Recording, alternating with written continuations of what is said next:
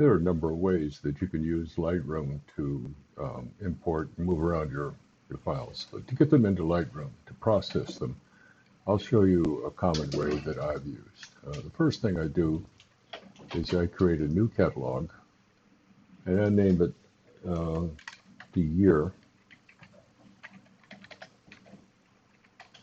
the month, and the day.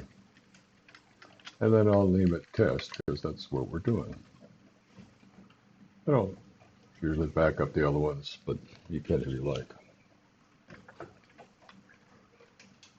Okay, so Lightroom's created a new catalog, and I'm going to import the files from an existing location.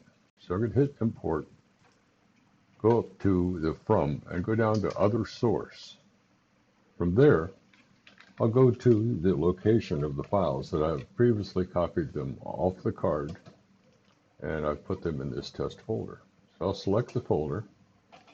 It'll say, do you want to import all these? And I will say import.